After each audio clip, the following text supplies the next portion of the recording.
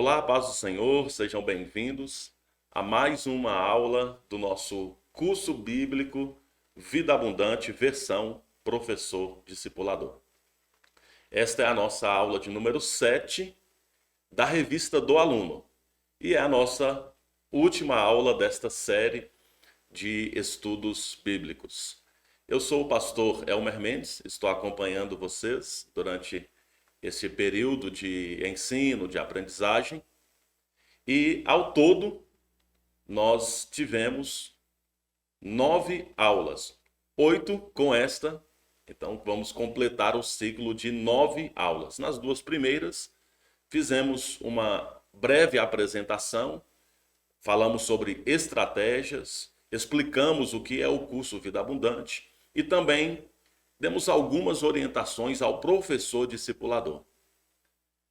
Nas aulas da aula número 3, a aula número 9, que é exatamente esta aula, nós então discorremos sobre o assunto da revista do aluno, com alguns comentários e também orientações para o professor discipulador. Espero que você esteja animada, porque é certo que muitas coisas acontecem para desanimar a gente, para enfraquecer a nossa fé.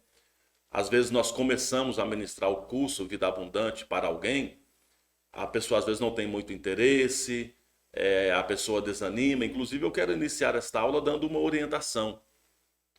Quando você iniciar o curso Vida Abundante, vai ter alguns empecilhos surgindo. Às vezes da própria parte sua, de compromissos, às vezes da parte da pessoa. Dizendo, esta semana eu não posso, porque a ideia é reunir 7 semanas, entre 40 minutos, 1 hora por semana, para estudar a Bíblia com alguém. Pode ser alguém da sua família, pode ser alguém do trabalho, pode ser um vizinho, um amigo. Nós, inclusive, demos as orientações como o professor deve se comportar com esses encontros, a pontualidade, a ética, também evitar mau testemunho, falatório inútil, você se reunindo com pessoas principalmente do sexo oposto, muito cuidado, muita atenção, não estarem sozinhos. Todas as orientações nós demos na aula 2. Mas pode surgir então que a pessoa que você está ensinando a Bíblia, estudando a Bíblia com ela, diga, essa semana eu não consigo, não vou poder. Você não deixa para depois. Semana que vem a gente vê. Não. Não consegue terça-feira, quarta-feira, o dia que foi marcado o encontro para estudar a Bíblia. Então vamos fazer na quinta-feira. Vamos fazer na sexta-feira. Não conseguiu no domingo, na segunda-feira, mostre a urgência. Porque você está falando de um assunto urgente. A salvação é urgente. Apresentar a salvação para as pessoas é urgente. Então não mostra assim, depois, desinteressado, tudo bem, não. Coloque a urgência do discipulado, do estudo bíblico, do aprendizado bíblico. A pessoa às vezes não conseguiu um encontro presencial, faz uma videoconferência, faz uma videochamada com a pessoa para que ela possa ser orientada naquela lição e ter um tempo de oração. Então não desanime, não se enfraqueça, não. Se as pessoas não mostram interesse, você tem que mostrar o interesse. Você tem que ser o ânimo, você tem que ser a alegria de compartilhar o evangelho com as outras pessoas. Então, dito isso, vamos orar para iniciar a lição número 7 da revista do aluno. Senhor, glória ao teu nome seja dado todo louvor, honra, toda adoração. Ao Senhor rendemos o aplauso, as canções, a oração, tudo é para o teu louvor e para a tua glória. Obrigado por mais esse dia e pela oportunidade que temos de nos reunir para aprender a tua palavra. Instrua-nos, dê discernimento e luz para a nossa mente e também que o Senhor possa nos animar para obedecer tudo o que temos aprendido da parte do Senhor. É a nossa oração em nome de Jesus. Amém. Hoje vamos falar então sobre o batismo e a ceia. Então, orientações aqui ao professor. A ênfase da lição é o batismo. E também dá um esclarecimento sobre o que é a ceia do Senhor. Então, nessa lição, você que é o professor, o discipulador, deve conscientizar o aluno, o discípulo, sobre a necessidade de batizar-se. Lembre-se aqui que esta lição é também para levar a pessoa a uma decisão. É preciso perguntar para ela se ela está decidida ao batismo. Então, vamos lá. Na revista do aluno, eu estou aqui também com a minha Bíblia em mãos, tanto com a Bíblia aqui impressa quanto a digital. Na revista do aluno diz assim: à medida que vamos dando passos em obediência a Jesus, vamos experimentando mais da vida abundante que ele veio nos proporcionar. O passo seguinte, após ter crido em Jesus, é batizar-se. Vamos compreender nessa lição o batismo nas águas e a ceia do Senhor. Então, um comentário aqui já, né? Vou fazer um destaque aqui. A igreja, ela deve cumprir a missão. No que nós estamos estudando aqui é totalmente bíblico. É a missão que Deus nos deu de ir e fazer discípulos de todas as nações. Batizando, Mateus 28 diz isso. Vão a todas as nações, façam discípulos de todas as nações, batizando em nome do Pai, do Filho e do Espírito Santo. Então, este é o momento de conscientizar a pessoa a tomar essa decisão. A primeira parte você já está fazendo, indo e fazendo discípulos. Agora é preciso também conscientizá-la sobre o batismo. Lembrando que devemos sempre, lógico, respeitar a escolha de cada um. Essa deve ser uma escolha livre. Nós não podemos forçar a pessoa, apenas ajudá-la à compreensão do que é o batismo para que ela tome a decisão. Então vamos seguir na revista do aluno, o significado do batismo. O batismo nas águas, simbolicamente, significa morte, sepultamento e ressurreição. Quem decidiu entregar a vida a Cristo arrependeu-se dos pecados, confessou honestamente a Jesus Cristo como o único e suficiente Senhor e Salvador, também cumprirá essa ordenança dada por Jesus. Mateus 28, 19, o texto que nós acabamos de citar aqui. Continuando na revista do aluno. Morte, sepultamento e ressurreição. Morte, porque pelo batismo nos identificamos com Cristo em sua morte. Testificamos que morremos para o pecado. É isso que a Bíblia diz. Então vamos lá. Romanos, fazer a leitura aqui. De Romanos capítulo 6, versículo 4. Que diz assim: portanto, fomos sepultados com ele na morte, por meio do batismo, a fim de que, assim como Cristo foi ressuscitado dos mortos mediante a glória do Pai, também nós vivamos uma vida nova. Esse é o significado do batismo. Morte para uma vida nova. Morte da velha vida para início, para viver uma nova vida. Sepultamento é o sepultamento com Cristo, simbolizado pela imersão do corpo na água. É o sepultamento simbólico da velha natureza, que foi crucificada com Cristo. Leia Romanos 6,6 e Gálatas 2,20. Romanos 6,6 diz: pois sabemos que o nosso velho homem foi crucificado com ele, para que o corpo do pecado seja destruído e não sejamos escravos do pecado. Gálatas, vamos aqui então fazer a leitura de Gálatas também. Capítulo 2, versículo 20. que diz assim: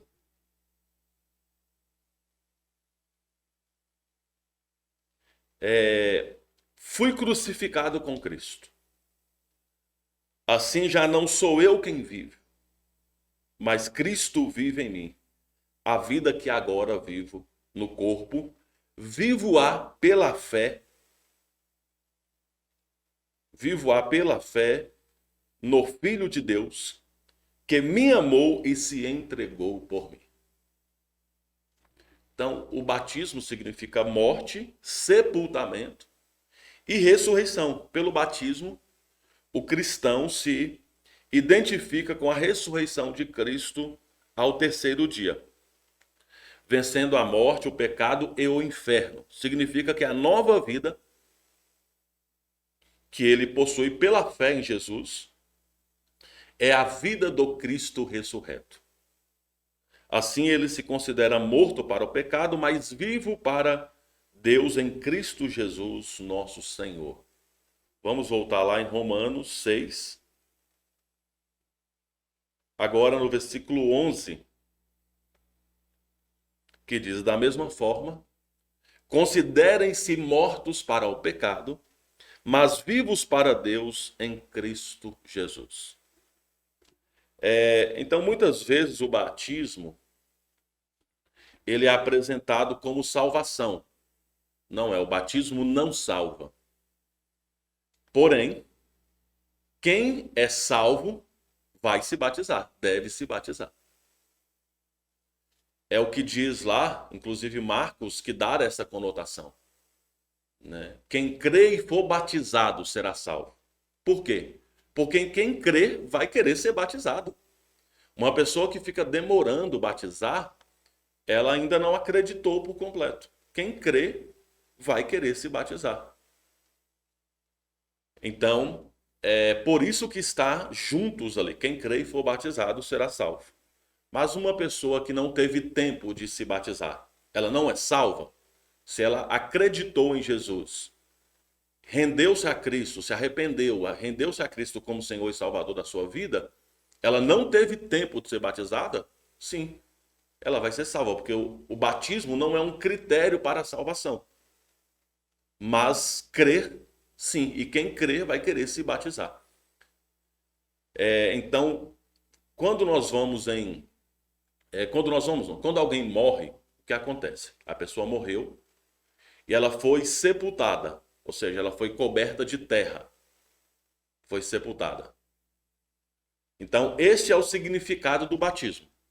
A pessoa morreu e foi sepultada. Nas águas significa isso. Quando o ministro desce para batizar alguém, ele está ali, a pessoa está dizendo que morreu para este mundo e estará sendo sepultada. Então o ministro desce ela as águas cobrem, só que a pessoa não fica morta fisicamente. Rapidamente o ministro sobe a pessoa, porque significa ressurreição. Então esse é o significado do batismo. É espiritual, logicamente, um significado espiritual, não físico. A pessoa não morreu fisicamente, mas espiritualmente ela morreu para a sua velha vida e foi sepultada com o símbolo quando as águas cobriram e foi ressuscitada para uma nova vida em Jesus. Então, o batismo é o testemunho público da decisão que a pessoa tomou. E aí, às vezes também, nós ficamos amedrontando as pessoas. Ó, cuidado, quando se batizar, olha, compromisso. Mas esse compromisso a pessoa já fez quando entregou a vida a Cristo. Não tem diferença. O batismo ela só está testemunhando publicamente a entrega que ela fez a Cristo. Então, agora não pode cometer mais pecado porque batizou. Não é bem assim. Todos nós que já nos batizamos sabemos disso. Nós continuamos falhos, pecadores, limitados. Porém, o que muda? O que muda é que nós rendemos a Cristo, acreditamos em Jesus, nos arrependemos, testemunhamos publicamente a nossa fé, nós sabemos como lidar com o pecado, como trata com o pecado, com arrependimento, com confissão, abandonando o pecado. Então, O batismo é o resultado de quem já se converteu, não é para a conversão. A partir de agora, você é convertido. Não. É o resultado da conversão. Então vamos seguir para a revista do aluno, que diz assim: a forma do batismo, imersão nas águas. A forma adotada pela maioria das igrejas evangélicas é da imersão nas águas, sendo o corpo totalmente submerso nas águas batismais.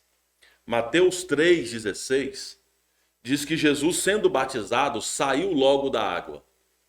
Isso quer dizer que Jesus entrou em um lugar que tinha água, água em abundância. Em Atos 8,36 está claro a necessidade de haver água. Quando Filipe batiza o eunuco, eles viram um lugar que tinha água e desceram para também o batismo, para as água em abundância. João Batista batizava em lugar de muitas águas, conforme João 3 também diz. E na forma de batismo ensinada por Jesus, tanto o batizador como o batizando devem descer as águas, que é bem essa história aqui de Atos 8, que Filipe desceu as águas. Vamos ler esse texto, Atos 8, versículo 38.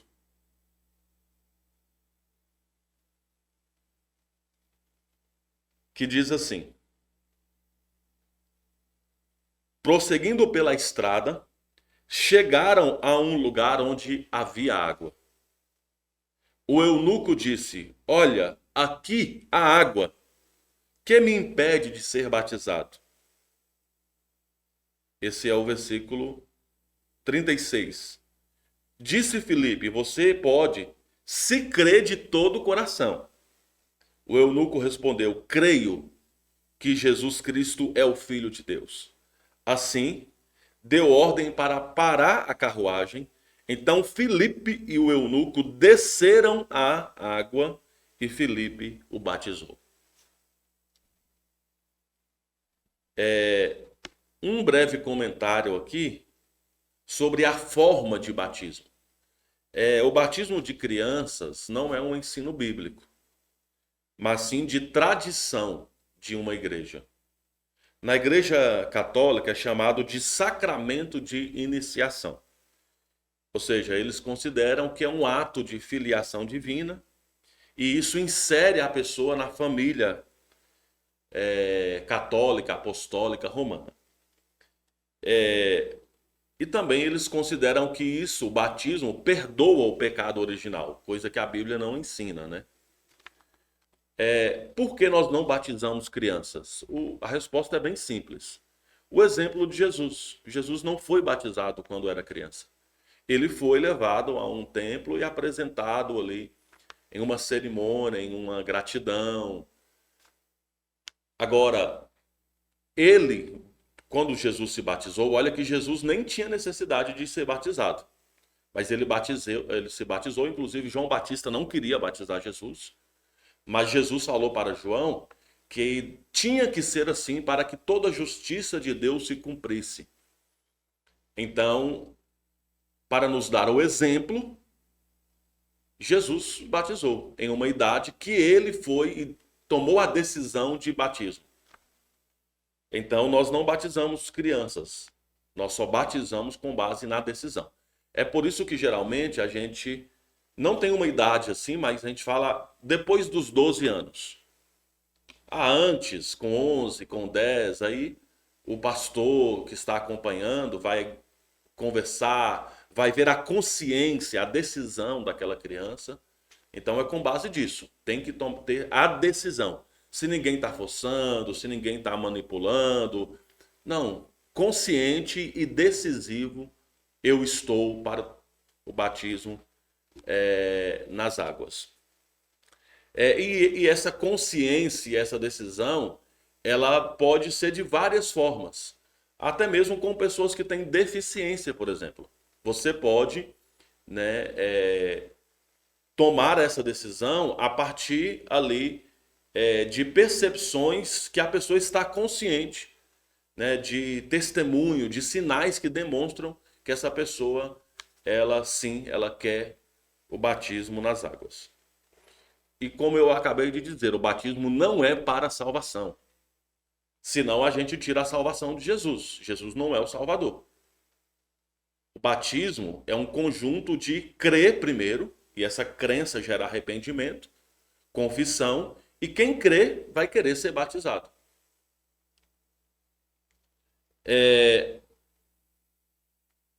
Então nós batizamos com o exemplo de Jesus, né, que ele foi até João para ser batizado. Nós não batizamos crianças por esse motivo.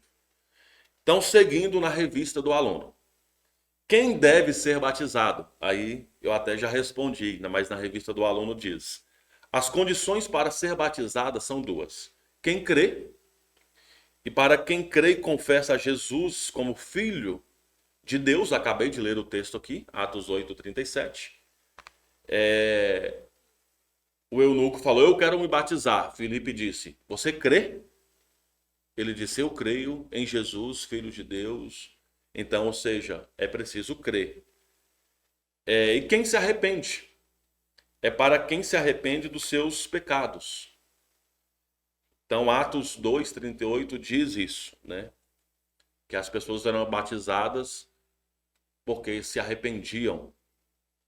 Então, portanto, se você creu e arrependeu-se dos seus pecados, não deve demorar-se para obedecer à palavra do Senhor. Observamos que as crianças recém-nascidas não preenchem essas condições. Esta é a razão pela qual não batizamos.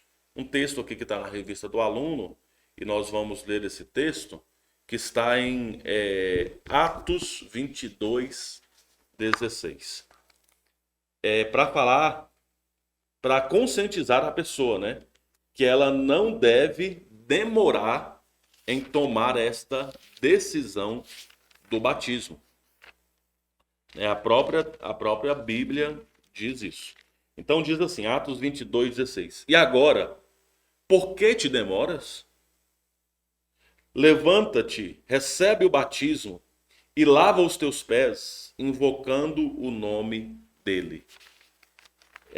Então, aqui é o próprio apóstolo Paulo falando, né, da sua própria história quando ele apresentou a sua defesa quando ele estava preso. Ele diz que o próprio Jesus falou com ele: por que você está demorando? Levanta-te e batiza. Então, o batismo não é para ser demorado. Você deve conscientizar a pessoa. Não demore tomar esta decisão. Uma pessoa que demora a tomar a decisão, por quê? O que ainda impede? Ela não crê suficiente? Ou ainda não está certo da sua conversão? Ou acha que ela vai perder mais do que vai ganhar? Porque talvez ela esteja cega, achando que ela vai perder mais do que os benefícios do testemunho público da sua fé, da sua conversão, que é o batismo nas águas.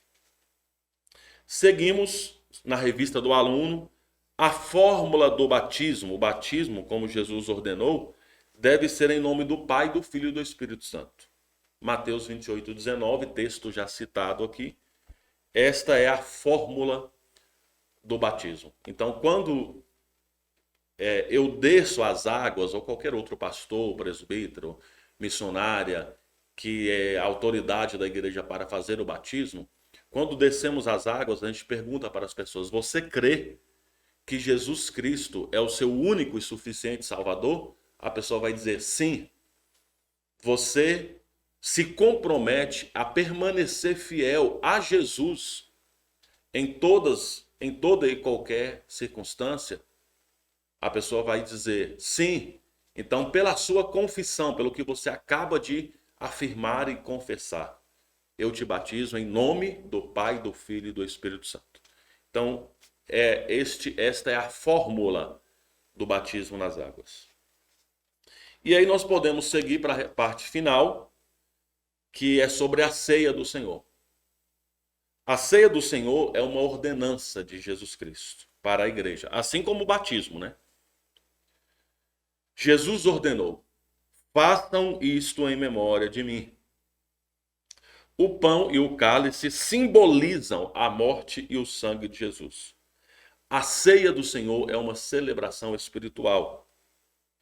A morte de Jesus nos deu vida eterna, porque todas as vezes que comerem este pão e beberem o cálice, vocês anunciam a morte do Senhor até que ele venha.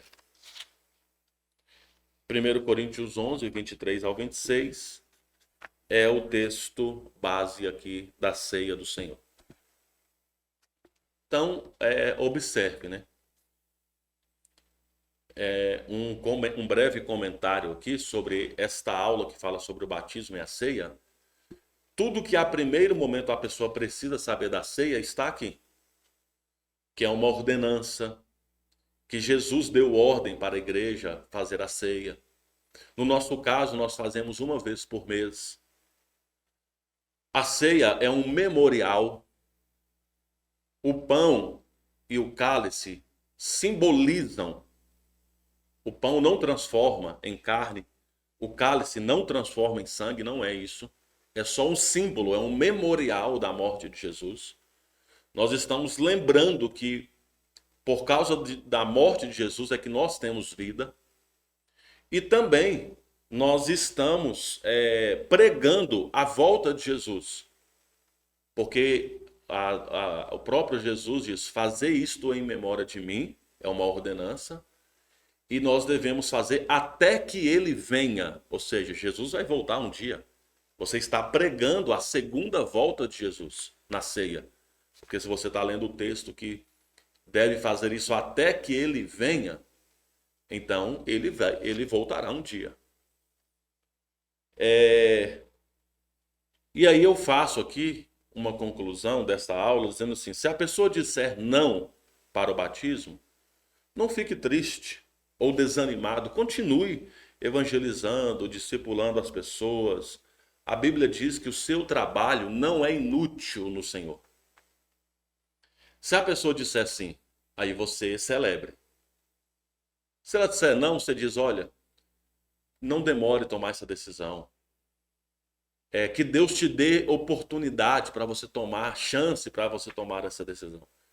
Ore e continue conversando, se relacionando, tentando, né, de uma forma amorosa, não insistente, cansativa, chata, não. Uma forma amorosa, né, continuar desafiando essa pessoa a tomar as decisões, né, sobre a vida dela, principalmente do batismo.